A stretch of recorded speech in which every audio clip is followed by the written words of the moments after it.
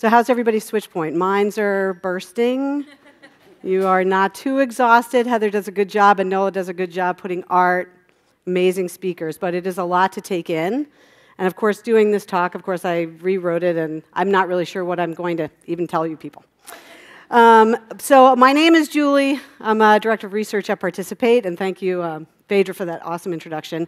And Participate is an organization, I've met many of you, that are an organization of teachers for teachers. That is the best way that I think of it. We're passionate about teachers. We learn from them. We learn with them. We advocate for them. We bring some international teachers to teach here in the Southeast. So they're in the state of North Carolina, South Carolina, Georgia.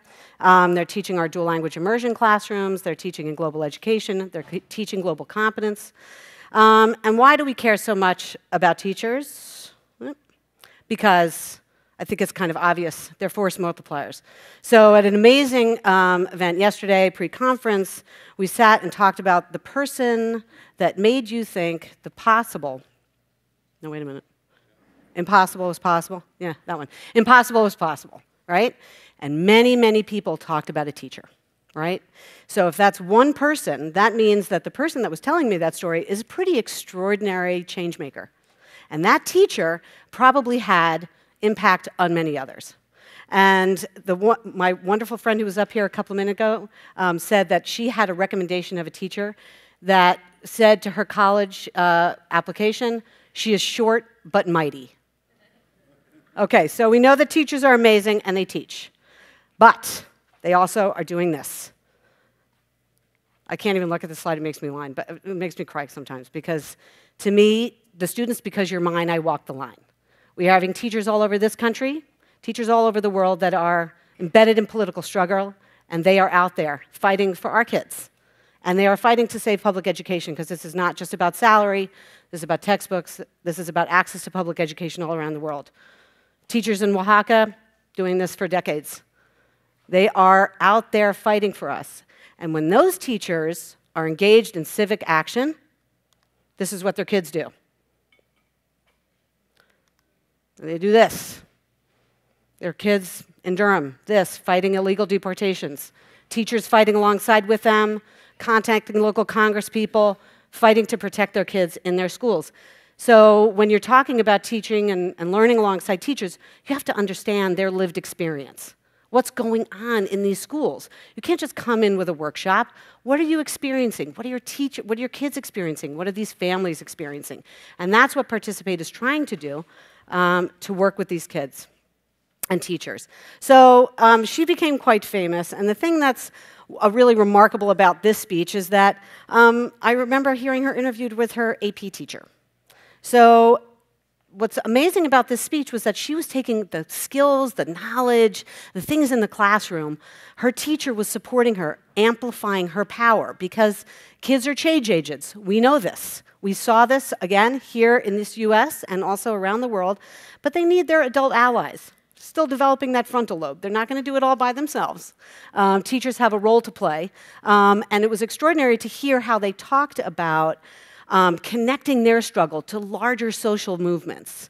What are kids across the world dealing with? What are kids in Chicago dealing with? Kids in Chicago have been striking about gun violence for a long time, right? So these kids in Parkland were able to use some of their privilege, some of their voice, to bring a lot of attention to gun violence that was happening in other parts of the country. And this is what we want our kids to do. Vote, civic engagement. Okay, so if we are thinking that education is a right, and we talked about healthcare is a right, and that's why I love working with IntraHealth, because the intersections are so there, they're so tight. You can't do one without the other. Education is a right. The point of it is for civic action and civic engagement. Not just students being civically engaged, our teachers. So, Sustainable Development Goals. We talk about these a lot, and it's great to talk about it with this audience. And as Phaedra mentioned, we are really working hard at this, because what if a curriculum map looked like this? To us, when I saw the Sustainable Development Goals, that's what I saw. I've been working with teachers for decades around project-based learning, technology integration, interdisciplinary, relevance. And here was the perfect vehicle, right? Perfect way to do culturally relevant STEM learning. ways to learn math that make sense to kids, ways to work on their writing, ways to work on core skills through here. And then this is our praise report. So I have colleagues somewhere, I can't quite see them, but Caroline Weeks and Liz Radzicki came on this stage last year to say that we were going to really start this project. We were going to build open and free online courses for teachers with digital credentials built on the SDGs. So we had one at that point. Now we have 14. One of those is teaching about the Sustainable Development Goals, because a lot of our teachers and students don't know anything about them. The amazing thing is there's a lot more kids and teachers that know about the Sustainable Development Goals in North Carolina than in New York City. Got a lot of blank stares in Brooklyn. I'm like, there is that UN. It's right, just take a subway. It's not that far. Okay, so and then we're making some really cool ancillary curriculum materials. Again, these are really open and available, so come find us at participate.com. This stuff is on there for you. And we do want to collaborate with all folks in terms of getting you experts, into these courses.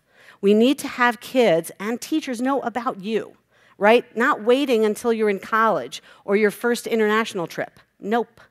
We're going to get this into kindergarten classes, first grade classes, second grade classes. And I think Caroline said this really great. There is a way to get those little people involved in these challenges. They see the world around them. They want to engage. So this all sounds great. What if all classrooms are connected to the world? Seems so obvious.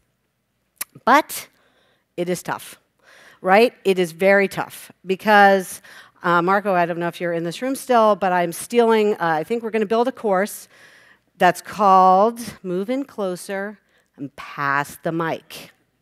Move in closer and pass the mic. Our biggest challenge with teachers a lot is it's scary. Scary standing in front of all you folks, right? You don't know where questions are going to go. Kids are going to take this in a million directions.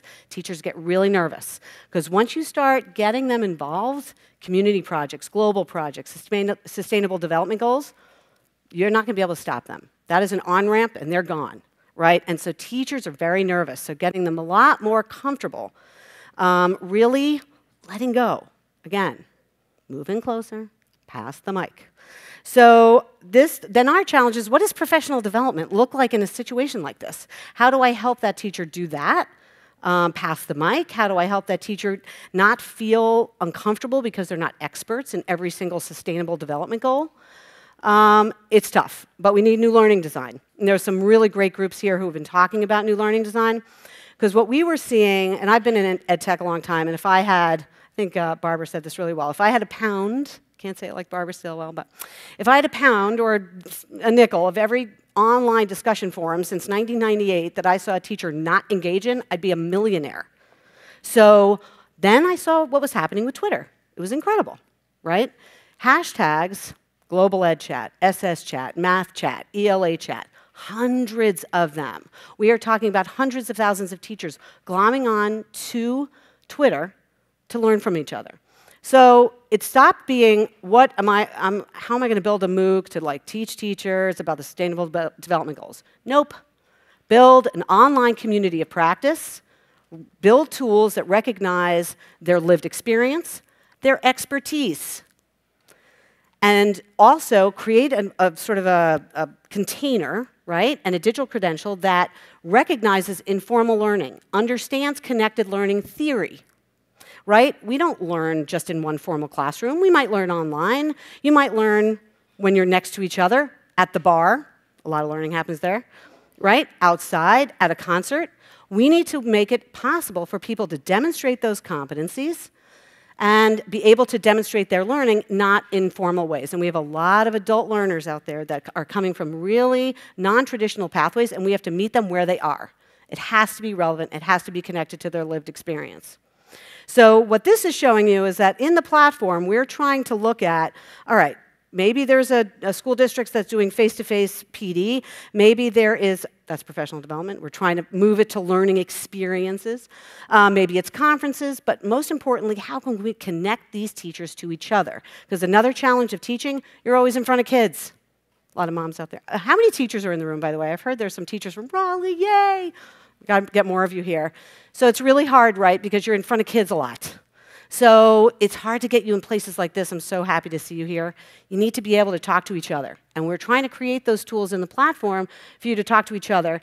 And this came up in our microlab, and my colleague sort of reminded me of this.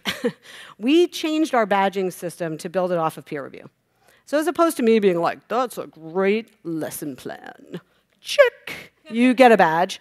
We're like, nope, teachers are going to badge each other, right? We're going to train folks. We're going to train them on good skills around peer review.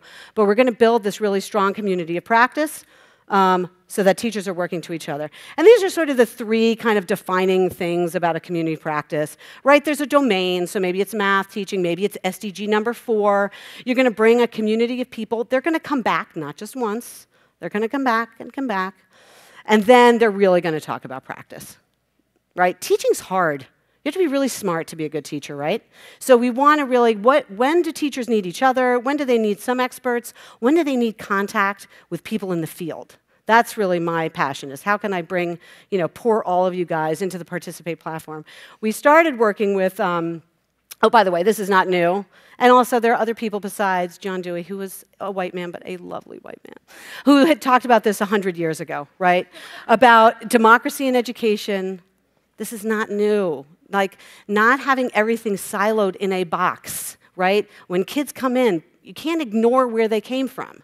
You can't just ignore the communities in which they live, right? How do you really surface all the great things those kids can do and all the teachers that they are with and they intersect with? This is not, again, new, but it is very hard. It is hard. We are still working at it, right? How do you break down these walls of these classrooms all over the world, not just in the US? So the great thing about this conference, and obviously many people know I've had a lifetime of friendship with Heather, is the SwitchPoints.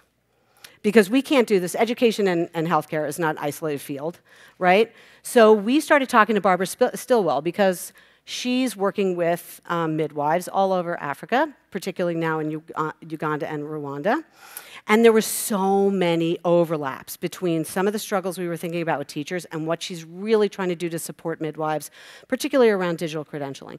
So it's been an incredible experience just to be able to talk to her, to talk to somebody with such depth of expertise like Barbara.